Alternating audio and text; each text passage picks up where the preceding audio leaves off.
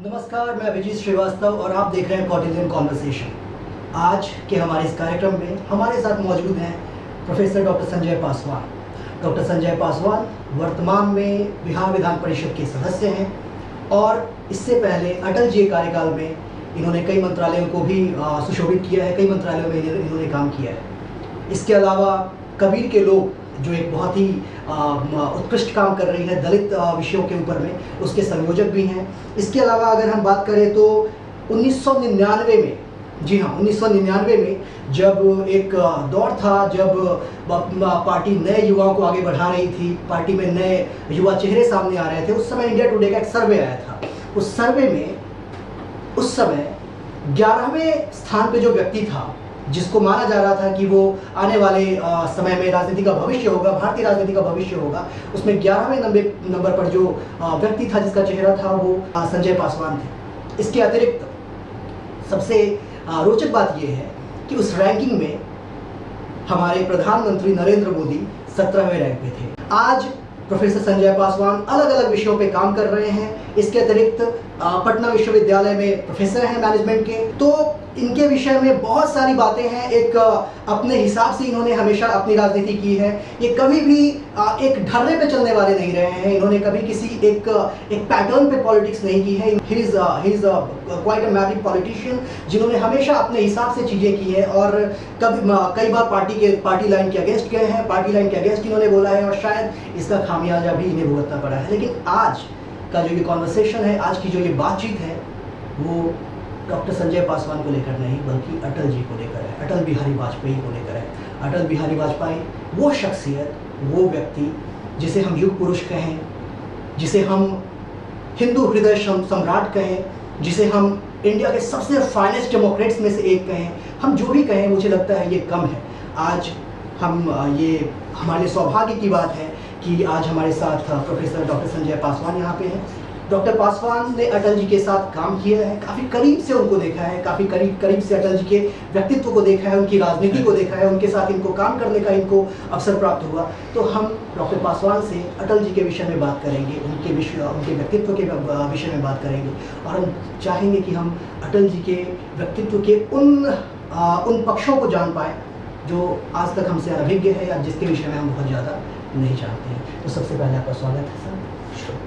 आपने अटल जी के साथ काम किया है, आपको काफ़ी करीब से उनको देखने का, जानने का मौका मिला है, उनके लीडरशिप में काम करने का मौका मिला है और सबसे अच्छी बात कि आपने उनके सरकार में मंत्री के रूप में भी काम किया और अलग अलग मंत्रालय देखे हैं। तो सबसे पहले मैं आपसे ये जानना चाहूँगा कि as a colleague, as a leader, Atal ji कैसे थे, उनका व्यक्तित्व क्या था, किस प्रकार से वो अपने जूनियर से डील करते थे, किस प्रकार का उनका व्यवहार था अपने जूनियर के प्रति। अटल जी के इस व्यक्तित्व के इस पक्ष के विषय में चाहूँगा आप थोड़ा प्रकाश करें। देखिए, अटल जी वगैरह एक परंपरा थी, एक संस्कृति थी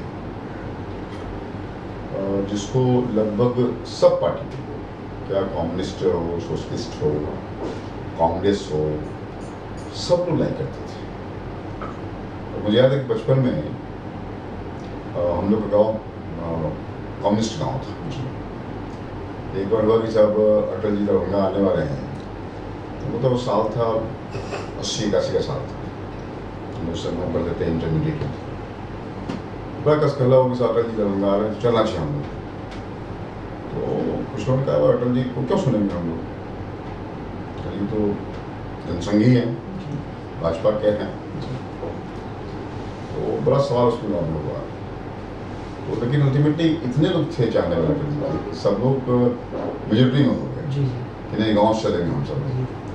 और गांव में उन्होंने एक बड़ा महिला जीप तैयार किया उन्होंने और सुनने गया।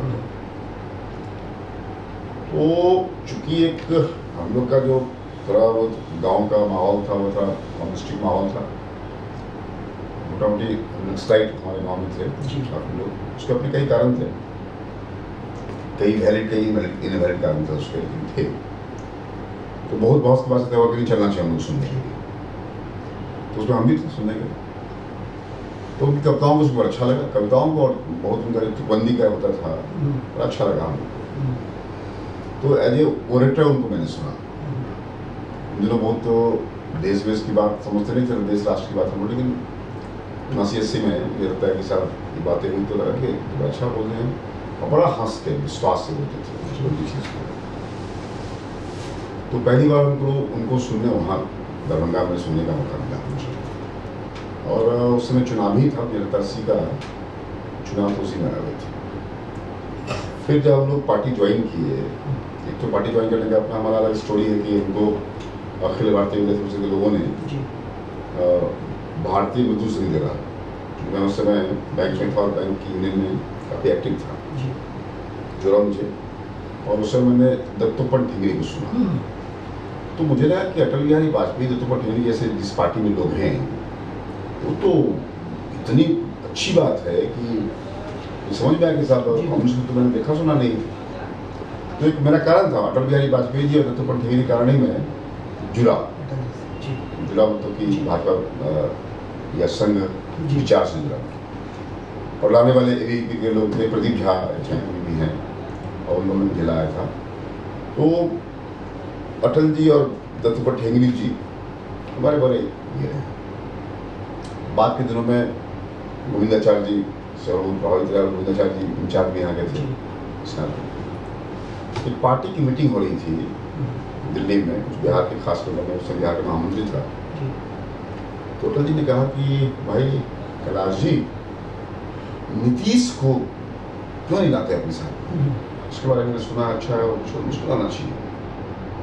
तो मैं बैठा हुआ था, तो कहा कि देखो ये दाढ़ी वाला कौन बैठा हुआ है लड़के? उसमें दाढ़ी वाली काली थी, कहा वो कौन बैठा हुआ है? उससे पहले बोल चुके थे, बोला कि अच्छा बोलता है वो लड़का, और नीतीश भी अच्छा बोलता है, नीतीश हमारी पार्टी में नहीं है।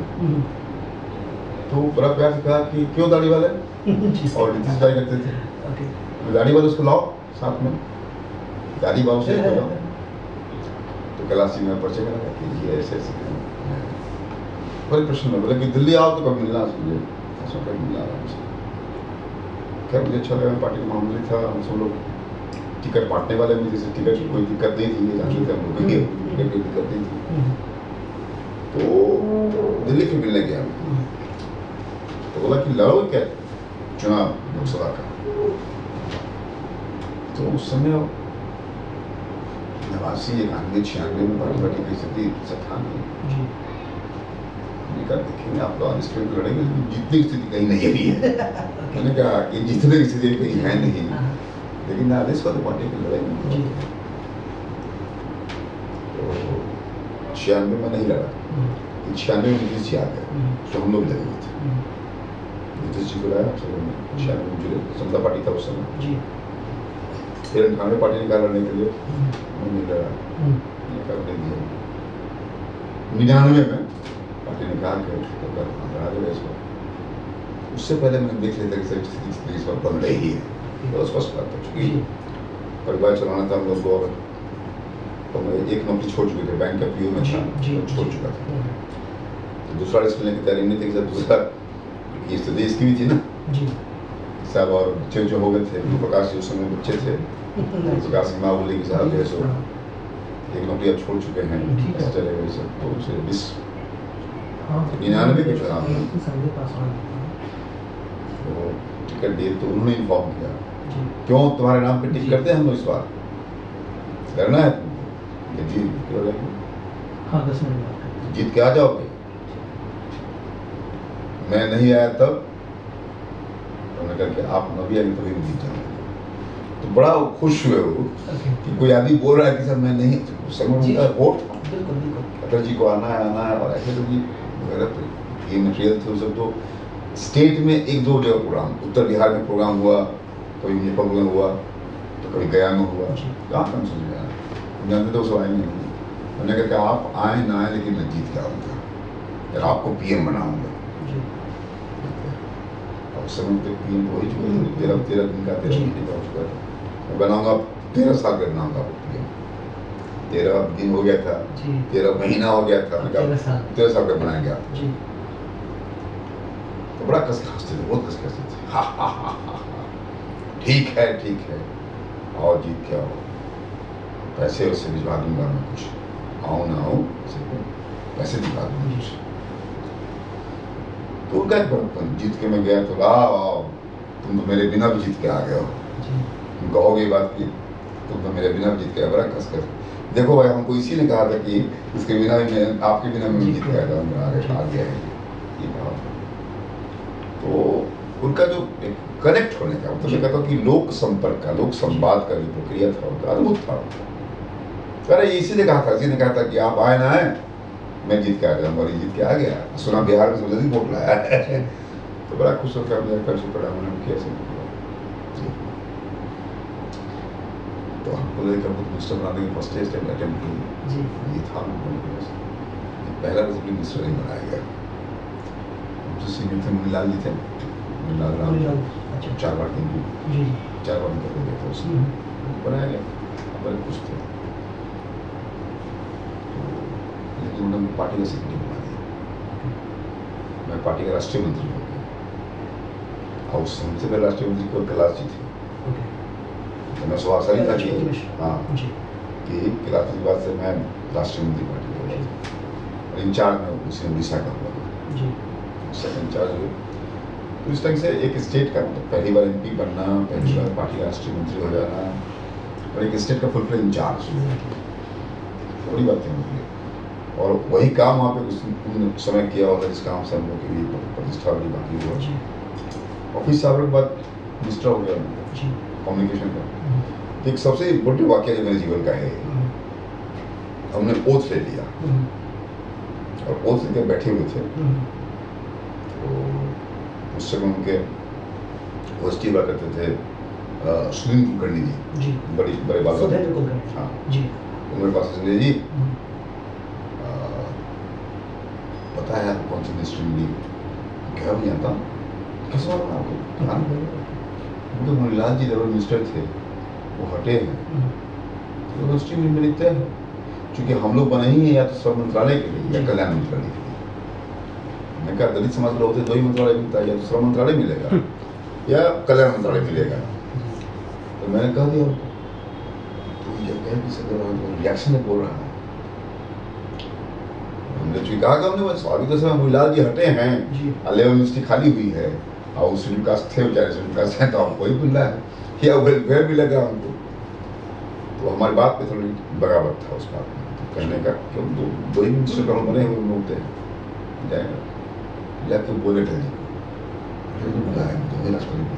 चॉइस है उनके। रामविलास पासवान जी अभी हटे हैं, उस समय हटे रामविलास जी भी जो गुजरात के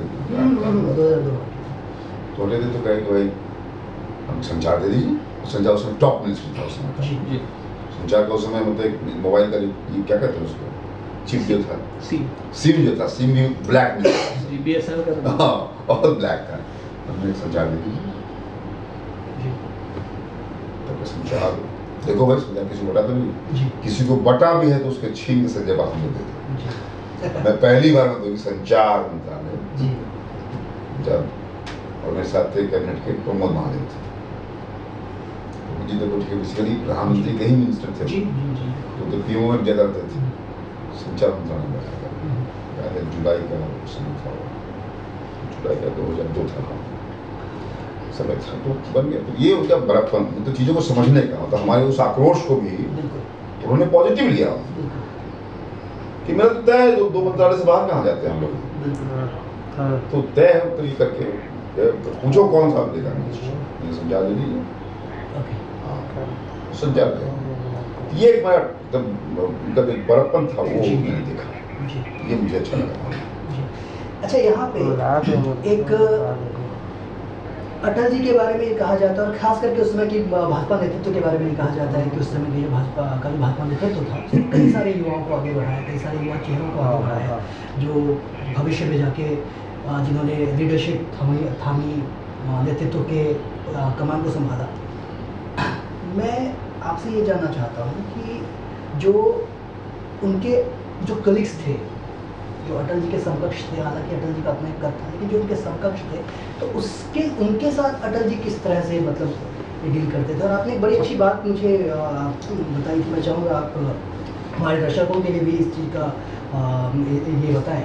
कि कैसे एक बार जो है सो आपने जब सपेरों का वो बुलाया था और उस वक्त आपको सम्मान किया गया था, या फिर आप कैसे एक बार जो है सो जो आपका कस्टम है आग पे चलने वाला उसको लेकर आपको कई बार एक बार सम्मान किया गया था, तो उस समय आडवाणी जी ने कुछ और उनका स्टैंड कुछ और था और अटल जी ने आपको कुछ और कहा था। तो मैं ये मतलब जानना चाहता हूँ कि वो जो आपसी जो तालमेल था और जो कोलिग्स के साथ डील करने का जो तरीका था, उसमें जो डिफरेंस था उसको मैं चाहूँगा आप उस पर थोड़ा सा उसको इलैबोरेट करें। अद्भुत था जी इसी सावन महीने में जी जो कोई भी गांव के होंगे, सावन महीने में होता है हम लोग का भक्ति होता है पूरा मुजफ्फरपुर दरभंगा के इलाके में खूब होता है भक्ति, उसमें सांप सपेरा आग पे चलना ये सब होता है।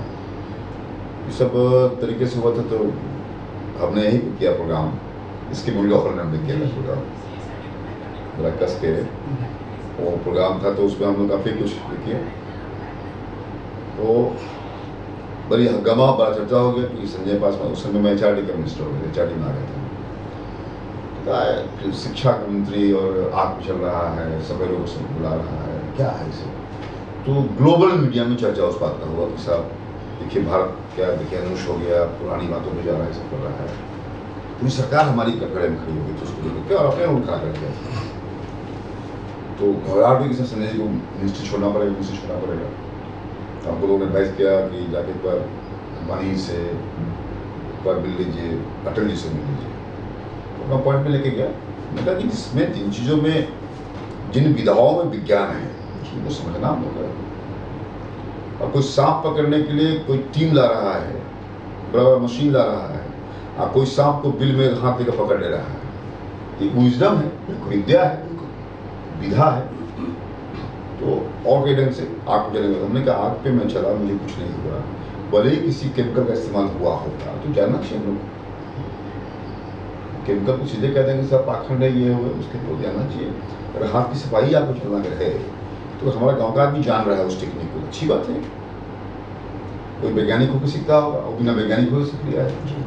मैंने बहुत बड़ा बहुत चला कि साहब हमारा ट्रेडिशनल विजडम, एंशिएंट नॉलेज के नाम पे चला है विषय, और उससे चल भी रहा है कि आज भी दुनिया में परंपरागत ज्ञान को भी विज्ञान की तरह तवज्जो देता है। तो बड़ा विवाद हो गया, संजय जी को मिनिस्ट्री छोड़ना पड़ेगा। तो मैं पहले मिला अडवाणी से। अडवाणी ने कहा संजय जी आपने क्या किया, ऐसा नहीं करना चाहिए था, ऐसा ठीक नहीं हो, ऐसा ठीक नहीं जो आदेश करें आप पहले मंत्री बनना छोड़ दो, तो अटल जी से मिल लीजिए आप। तो अटल जी से मिलने गए, तो अटल जी ने कहा कि क्या बात है, कैसे कैसे क्या नाम जी। मैंने कहा कि आग पे चलने वाली बात है उसे हाँ देखा था मैंने, वो तो मैं जानता हूँ तुम्हारी जाति की परंपरा है।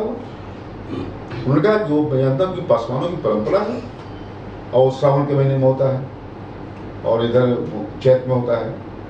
आपको हम तो खुद दम रहे, हम घबराए हुए थे कि आपको तो कहेंगे छोड़ने के लिए मंत्रालय। कहने मैं जानता हूँ तुम्हारी जाति की परंपरा है।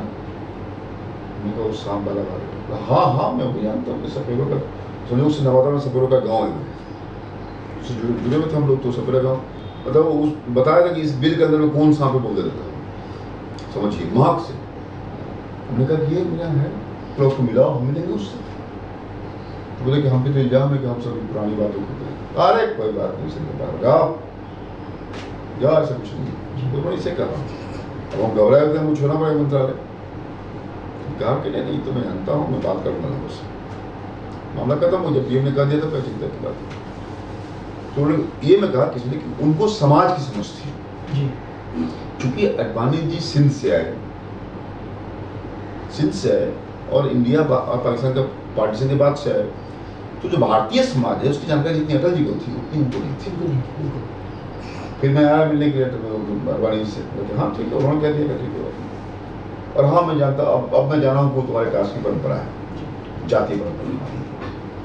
तो इस तरह से मतलब कि एक समाज का जो यथार्थ है या समाज की जो बारीकियां हैं, जो समझदारी अटल बिहारी वाजपेयी को था वो समझदारी किसी और नहीं था। हाँ अडवाणी जी को तकनीकी जानकारी बहुत थी। अडवाणी जी उन दिनों कंप्यूटर चलाना, उन दिनों नेट का इस्तेमाल करना सब जानते थे। तो सबकी अपनी खासियत थी। स्ट्रैटेजी वगैरह में, रणनीति निर्माण में अडवाणी आगे थे, लेकिन नीति निर्धारण में अटल जी का जवाब नहीं था। यहाँ पे अटल जी और आडवाणी जी में हमेशा एक कंपैरिजन होता रहा है, मीडिया में हो, एकेडमिक वर्ल्ड में हो, और अभी एक बड़ी अच्छी किताब भी आई है रिसेंटली विनय सीतापति की जुगलबंदी। उस किताब को पढ़ना चाहिए लोगों को जो भी उस दौर की राजनीति को जानना चाहते हैं, अटल और आडवाणी के उस जुगलबंदी को जानना चाहते हैं, तो आपको निश्चित रूप से किताब पढ़नी चाहिए। Atal ji was a quintessential Democrat. 20 विभिन्न राजनीतिक दलों के संगठन को, एक कोलिशन को, गठबंधन को चलाना और 5 साल एक सफल सरकार चलाना, और वो 20 जो दल थे उन सब की अपनी अपनी विचारधारा थी, और मोस्टली ऐसी पार्टियां थी जिनका भाजपा की विचारधारा से कहीं कोई दूर दूर का जो है सो वास्ता नहीं था। तो कहीं ना कहीं वो जो एक्सेप्टेबिलिटी थी, स्वीकार्यता थी, जो भाजपा को एक अनटचेबल माना जाता था, संघ को अनटचेबल माना जाता था, तो वो एक्सेप्टेबिलिटी देने का काम किया अटल जी ने अपने व्यक्तित्व के जरिए, अपने उस आउटलुक के जरिए, जो उनका अपना एक व्यक्तिगत जो उनका व्यवहार था उसके जरिए। लेकिन अगर हम बात करें तो आडवाणी जी की बात करें तो जो अयोध्या मूवमेंट जो शुरू हुआ उसमें कहीं ना कहीं अटल जी उसके पक्ष में नहीं थे। अटल जी चाहते थे कि ये न हो। आडवाणी जी ने कहीं एक उसके बावजूद भी वो आगे बढ़े और रथ यात्रा संपन्न हुआ, रथ यात्रा, और उससे भाजपा को काफ़ी फायदा हुआ, और जो इलेक्टोरल ब्रेक थ्रू जिसको बोला जाता है वो कहीं ना कहीं उसके बाद ही भाजपा को पहली बार मिलता है। तो मैं ये जो एक कॉन्ट्राडिक्शन था अटल जी और आडवाणी जी के बीच में, और ये बड़ा कॉन्ट्राडिक्शन था, मैं चाहता हूँ कि आप इसको ज़रा हम लोगों के लिए एक्सप्लेन करें कि वो किस तरह से वो आपस में डील करते थे, क्योंकि इसको लेकर कई बार हमने कई बातें सुनी हैं। तो ये किस तरीके से आपस में उनका आपस में किस तरह का उनका एक कोऑर्डिनेशन था, किस तरीके से वो इतने लंबे समय तक वो साथ में रहे इन विरोधाभासों के बावजूद उनके विचारधारा। देखिए, वाजपेयी जी लाल जी कहते थे, लाल जी से बात कर लीजिए आप। और ये पता होना चाहिए आप लोगों की लाल आडवाणी जी एज ए पीए आए थे, अटल बिहारी जी के बतौर पीए आए थे, और एक पीए के नाते सरकार में आप देख रहे हैं कि हर निर्णय बिना आडवाणी जी को पूछे नहीं होता था। देख, पीए का इतना बढ़ जाना कि अपने ही मतलब उस अधिकारी व्यक्ति से के समकक्ष खड़ा हो जाना, ये आडवाणी जी की क्षमता थी, और आज भी आडवाणी जी की क्षमता इतनी है, और स्वस्थ हैं, भगवान को और जिंदगी दे, कुछ लिख पढ़ रहे हैं आजकल। तो एक पीए से और डेप्यूटी पीएम की यात्रा उनकी जो है, मुझे जब मिनिस्टर में बनाया जाने वाला था तो मुझे आडवाणी जी ने ही फोन किया, समझ लीजिए आप मिनिस्टर में लगा, इसमें नहीं आता। मतलब कि जो आडवाणी जी कर दें, ये अंडरस्टैंडिंग जो थी, समझदारी जो थी, मैं कहीं वो हल्ला था कंट्रडिक्शंस का, लेकिन कहीं कंट्रडिक्शन था, केवल कोलैबोरेशन था, केवल कोलैबोरेशन था। मतलब आडवाणी जी के निर्णयों को अटल जी चैलेंज नहीं करते थे, और अटल जी के निर्णय को आडवाणी चैलेंज नहीं करते थे, तो बड़ी बात थी। तो मुझे लगता है ये जो समझदारी थी, अंडरस्टैंडिंग थी लोगों में, ये ट्रस्टिंग था, ट्रस्ट था, कहीं टेस्ट नहीं था, ये भरोसा था। मतलब उन दोनों का आपस में ट्रस्ट इतना बना हुआ था, उस ट्रस्ट में कहीं कोई डेफिसिट नहीं था। बाकी संबंधों में टेस्टिंग होता है, और मैं देख रहा हूँ वही संबंध अभी वही संबंध नरेंद्र मोदी जी का और अमित शाह जी का, और भगवान भी बना हुआ है। अभी की भूमिका में बिल्कुल नरेंद्र मोदी जी अटल बिहारी वाजपेयी जी की भूमिका में है, और अमित शाह भाई आडवाणी जी की भूमिका में है। इसलिए अंडरस्टैंडिंग है। मुझे लगता है कि इस पूरी जोड़ी ने सीखा है, अटल आडवाणी की जोड़ी से नरेंद्र भाई मोदी जी और अमित भाई शाह ने सीखा है। इसलिए मुझे लगता है कि भले ही दूर को लोगों को लगे कि बहुत डिफरेंस है, बहुत ये है, ऐसा कहीं कुछ नहीं था। दोनों में गजब की समझदारी थी उन दोनों में, और वही समझदारी अभी हमारा अमित शाह में और हमारे नरेंद्र मोदी में वही है। मतलब इसलिए ये बात ही बड़ी बात है, इसको मेंटेन करना, इसको मेंटेन करके बाहर को समझ रहे कि सब मैं लड़ रहा हूँ, झगड़ रहा हूँ, लेकिन इंटरनली मतलब हार्डवेयर में थोड़ा फर्क दिखाई पड़ता होगा, इस सॉफ्टवेयर बिल्कुल एक था। हम मानते हैं कि बहुत बड़ी चीज़ जो सीखने की बात थी हम लोग के लिए, कि कैसे हम सब लोग यहाँ घर में परिवार में हैं, तो पति पत्नी की नहीं बनती है, और 20-20 पार्टियों को साथ लेकर चलने का जिम्मेवार ये था। इसलिए मैं मानता हूँ कि अगर अटल बिहारी वाजपेयी उस समय की एनडीए फैमिली के अगर वो हार्ट थे तो राकेश अडवाणी माइंड हुआ करते थे। ये हार्ट और माइंड का संयोग था, अद्भुत संयोग था। ईश्वर करे हर टीम में, हर घर में एक हार्ट और माइंड हो जाए, जिसमें समझदारी हो, तो वह परिवार या वह टीम आगे बढ़ता है। एक सवाल है, वो है अटल जी के राइज को लेकर। अटल जी ने संघ से अपने सफर को शुरू किया और मुझे लग रहा है कि राष्ट्रवादी विचारधारा के सबसे बड़े नेता के रूप में उन्होंने अपने आप को स्थापित किया। आज अगर उनके विषय में भारत रत्न उनको दिया गया, और मुझे लगता है कि जो एक राइट विंग आइडियोलॉजी जिसको कहा जाता है पॉपुलरली, या जिसको नेशनलिस्ट आइडियोलॉजी कहते हैं, उसमें मुझे लगता है कि उनसे बड़ा नाम शायद पॉलिटिक्स में कोई नहीं। तो उनके इस सफ़र के बारे में जो उन्होंने अपने आप को स्थापित किया, तमाम मुसीबतों के बावजूद, कई बार उनके सामने भी चैलेंजेस आए, कई बार उनके सामने भी संगठन के अंदर कई बार उनका विरोध हुआ, तो इसके बावजूद भी उन्होंने जिस प्रकार से अपने आप को स्थापित किया और एक लार्जर देन लाइफ जो इमेज उनकी क्रिएट हुई इंडियन पॉलिटिक्स में, मैं चाहता हूँ आप इसको थोड़ा सा इलैबोरेट करें हमारे व्यूअर्स के लिए। देखिए, मैं मानता हूँ कि उनकी 3-4 बातें थी उनका, मैं उसको ABCD कहता हूँ जी। कि A मतलब आर्टिकुलेशन, अटल जी का आर्टिकुलेशन, बातों को रखने का तौर तरीका अद्भुत था, अद्भुत था। B मानता हूँ कि ब्रिजिंग करने का, सेतु निर्माण करने का। तो उनसे बातचीत करने में कम्युनिस्टों को, सोशलिस्टों को, नक्सलाइटों को, किसी को कोई परहेज नहीं था। तो एक ब्रिजिंग था उनमें, मतलब ब्रिजिंग पर्सनैलिटी थे। सी, उनके शब्दों में इतना दम था कि उससे everybody used to feel connect. See, connect. मतलब अटल जी बोल रहे हैं तो एक कनेक्शन था, कनेक्ट फील करता था उनकी बोली में, उनके तौर तरीके में, उनकी कविताओं में, उनकी कहावतों में। एक ये था। डी, डिस्कोर्स चेंज करना अगर हो तो उसका डायरेक्शन, डी में कहता हूँ, डी डिस्कोर्स से डायरेक्शन दिया चीज का। जैसे कि आपने कहा ना, पॉलिटिकल बता रहे, बीजेपी पॉलिटिकल छुआछूत की शिकार थी जी, बहुत लंबे समय तक, लंबे समय तक। इसीलिए, और ये उस छुआछूत से निकालने का किसी एक व्यक्ति आता है, वो व्यक्ति अटल बिहारी वाजपेयी थे। उन्होंने अडवाणी जी के साथ लेकर के और जॉर्ज साहब को जोड़ा, और जॉर्ज साहब को साथ लेकर, बिल्कुल, और जॉर्ज फर्नांडिस को लेकर चले, और जॉर्ज फर्नांडिस का साथ आना और पॉलिटिकल अनटचेबिलिटी से बीजेपी का बाहर आना, बिल्कुल, इसलिए बड़ी बात थी। इसलिए मुझे लगता है कि मैंने कहा ना कि जो A आर्टिकुलेशन, B ब्रिजिंग का, C कनेक्ट होने का, और D डिस्कोर्स को चेंज करने का, और डिस्कोर्स को डायरेक्शन देने का काम उसका, ये ABCD उन्होंने था, ये अद्भुत था। और E मैं मानता हूँ कि इंगेज होना। कहते थे कि दुश्मनों से भी बात करो, कोई भी हो, वो कहते थे अरे आतंकवादी से बात करो, माओवादी से बात करो। मैं उन्हीं कहने में गया भी 2-3 जगह। अब मैं इधर फिर गया था पिछले सप्ताह, मैं लास्ट वीक गया था अभी कसमा और जगह, वहाँ में गया था बात करने। जो कहते थे कि जो भी तुम्हारा विरोध के लोग हैं उनसे संपर्क करो, बातचीत करो, इंगेज करो उसको। तो ये जो ABCD का था भाषा, मुझे बड़ा अच्छा लगा उनका। इसलिए इन कारणों से पॉलिटिक्स करने वालों को मैं आपके माध्यम से कहना चाहूँगा कि आर्टिकुलेशन में रहे, एग्रेशन के बाद नहीं चलेगा। आजकल क्या है, एग्रेशन तो हो गया, आर्टिकुलेशन नहीं है, आर्गुमेंट नहीं है। B ब्रिजिंग करो, ब्राउ बीटिंग मत करो। try to bridge the gap। हाँ, अब आंख दिखा रहे हैं तो ब्राउ बीटिंग नहीं चलेगा। C कन्फ्रंट नहीं करो, कोलैबोरेट करो, करेक्ट होने। D डिस्प्यूट मत करो, डिस्कस करो।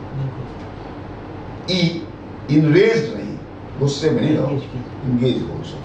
ये सीखा हम लोगों से। इस ख्याल से मुझे लगता है कि अटल जी का तो इसको लिखा जाएगा तो उनके एक एक बात में सब दम था, उनके शब्दों में दम था।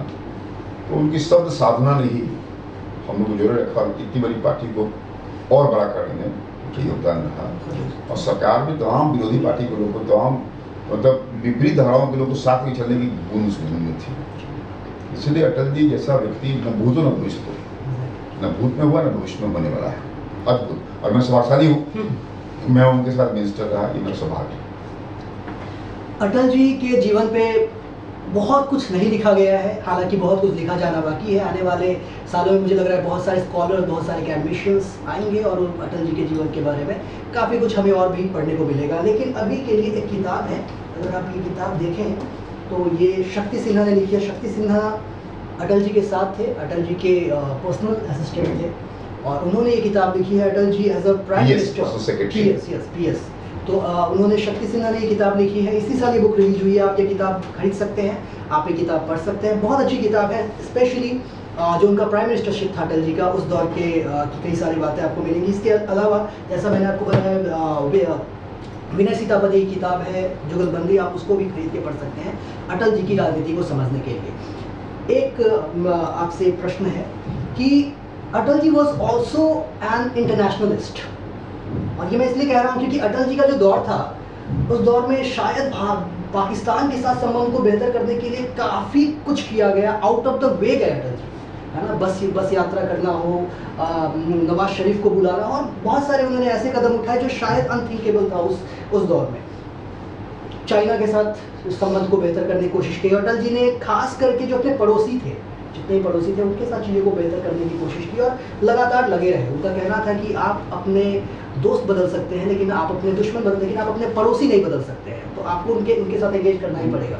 तो वो जो एज एन इंटरनेशनलिस्ट जो उन्होंने रोल प्ले किया इंडियन पॉलिटिक्स में या स्पेशली साउथ एशियन पॉलिटिक्स में, उसको मैं चाहता हूँ आप हमारे व्यूअर्स के लिए एक्सप्लेन करें, इलैबोरेट करें। देखिए, अटल जी तो प्रथम लोकसभा में आ गए थे और उसके बाद से लगातार वो लोकसभा राज्यसभा में रहते गए और कई बातचीत पे, कई मुद्दों पर नेहरू जी खुद कहते थे कि विदेशी मसलों पे बात करना अगर हो तो अटल जी सब पर करना चाहिए। और उससे अधिक तो उनकी बेटी इंदिरा जी विश्वास करती थी। इंदिरा जी ने तो कहा कि साहब, विदेशी मैटर पे या कभी यूएनओ जाना अगर हो तो अटल जी ही इंडिया को रिप्रेजेंट करें। बेबी नरसिम्हा राव, ये भरोसा, और बाद में नरसिम्हा राव जी, तब ये बड़ी बात कि साहब अटल जी के उस परराष्ट्र नीति या फॉरेन पॉलिसी या फॉरेन आउटलुक का ध्यान इतना था कि इनके धूल विरोधी भी कहते थे, इसमें अटल जी की राय जान लो तब आगे बढ़ना इस मामले में। तो मुझे लगता है कि निश्चित तौर से इंटरनेशनलिस्ट कहें, इंटरनेशनल पॉलिटिक्स के माहिर कहें, और मुझे लगता है जिसमें एक अद्भुत डिप्लोमैट या अद्भुत स्टेट्समैन के रूप में वो अटल बिहारी वाजपेयी जाने जाएंगे। मगर उनके जो भाषण सभी हैं, भाषण जहाँ जहाँ बाहर हुए हैं, वो चाहे सार्क में हुआ हो, आसियान नेशंस में हुआ हो, यूएनए में हुआ हो, अमेरिका में हुआ हो, इंग्लैंड में हुआ हो, उनका भाषण का संकलन संभवतः शक्ति जी ने कुछ चर्चा इसमें किया है इस किताब में। मैं भी इस किताब की प्रशंसा करता हूँ कि ये किताब निश्चित तौर से शक्ति जी ने, और शक्ति जी अद्भुत व्यक्ति थी और शक्ति जी बिल्कुल, मैं कहता हूँ, उनके बेटे से बढ़ के थे। जब भी हम जाया करते थे पीएमओ में, तो शक्ति जी हम लोग को लेकर के और क्या खाएंगे नहीं खाएंगे वो पूछते थे हमसे, चूँकि अटल जी मछली खाने के शौकीन थे और हम भी मछली खाने के शौकीन, हम लोग मिथिला के रहने वाले हैं। तो अटल जी को एक बार शक्ति जी से पूछा अटल जी ने, बोले संजय पासवान आया, मछली खिलाया कि नहीं इसको, ये मिथिला का रहने वाला व्यक्ति है। मतलब कितना टच करना, चीज़ों को समझना कि हम मिथिला के हैं तो मिथिला का मछली खाते हैं, कि खिलाओ कभी अपने पीएम हाउस का मछली खिलाओ उसको। तो ये भाव देखिए, इसीलिए जितना ही डोमेस्टिक पॉलिसी पे वो स्ट्रांग थे, उतने ही आर्टिकुलेट स्ट्रांग वो फॉरेन पॉलिसी पे। इसलिए उस पर हम लोग नॉन अलाइंड था जिंदा उस मतलब गुटनिरपेक्षता का, और गुटनिरपेक्ष के लीडर थे याद। इसलिए बिल्कुल मैं मानता हूँ कि इस मामले में भारत भाग्यशाली, बीजेपी भाग्यशाली है और हम सब भाग्यशाली हैं कि अटल बिहारी वाजपेयी जैसे डोमेस्टिक पॉलिसी और फॉरेन पॉलिसी की एक्सपर्ट के साथ हम लोग मंत्री वहाँ पर हैं। आखिरी में मैं चाहूँगा आप मुझे हमारे व्यूअर्स के लिए कुछ एनेक्डोट्स शेयर करें अटल जी को लेकर, जो आपको कुछ ना कोई ऐसा कुछ पर्सनल एक्सपीरियंस रहा हो, कोई अनुभव, कोई ऐसी कहानी जो लोग जानना चाहें, कोई भी ऐसा कुछ है। देखिए, हम सब लोग उनके खाने पीने के तौर पर जानते थे हम सब लोग। तो हम एक बार तो खाली हाथ चले गए, कहे क्या लाए हो हमारे लिए। तो उस वक्त जब भी मैं गया, और मंत्रालय काल पे लगभग मैं वहाँ पर 5 साल में लगभग मैं 10 बार गया वहाँ। 2 बार तो एमपी की मीटिंग उसमें गया, और 7-8 बार मैं मिलने गया। रविदास जयंती भी कभी गया, कभी कविदास जयंती भी गया फोटो देने के लिए, कई फोटोग्राफ अवेलेबल है भी। तो देने के तो मैं तय किया था कुछ मछली जाऊँगा उनके लिए। तो वहाँ तो मछली मिथिला का संभव नहीं था, तो मखाने का खीर ले आते थे। अपने यहाँ एक स्टाफ था जो रखा था मैंने, तो मखाने का खीर ले जाया करता था। तो कहते थे कहाँ है, आज लाया कि नहीं लाया हो? एक बार मैं ले गया, तो बोला है मिल गया उसको, आज लाया कि नहीं लाया हो? तो मैंने कहा कि आज गेट कोई रुक लिया है, गार्ड ने और रख लिया है, अरे मंगवाओ उसको। तो मैं आह्लादित हो गया, लेकिन गेट रोका तो मैंने विरोध नहीं किया कि भाई मैं उनके लिए जा रहा हूँ। तो मखाने की खीर में खिलाता दूँगा अपने हाथ से, इसलिए ये मेरे लिए बड़ा खुशी का दिन था। और लेकर के वो हाथ से ही खा लेते, चम्मच भी नहीं, वो लिया कटोरी में से हाथ से समझ के खा लिए पूरा। तो हम लोग गदगद हो गए कि मेरे सामने खा रहे हैं। तो ये सब उनकी कुछ खास बातें थी। और जब मेरे कंधे पे हाथ रखते थे, कंधे पे हाथ रखते थे, कंधे पे हाथ रखते थे। और सुनाओ क्या हाल चाल है? उन दिनों में वंचित वाणी पत्रिका में निकालता था, तो उनको दे दिया, चर्चा उनकी गाने पहुंच गई थी वंचित वाणी की। अरे वाणी भी वंचित होती है क्या संजय पासवान? मैंने वंचित समाज सुना था, मैंने वंचित कुछ सुना था, मैंने कहा वाणी ही नहीं, वनस्पतियाँ भी कुछ है वंचित, जिसको आप नहीं जानते हैं। कुछ लोग वंचित तो हैं ही, कुछ क्षेत्र वंचित है, जैसे मिथिला हमारा है। तो उस वंचित को मैंने बहुत बड़ा व्यापक ढंग से, कुछ वंचित व्यक्तित्व है जो चर्चा में नहीं आया, बड़ा कंट्रीब्यूशन है।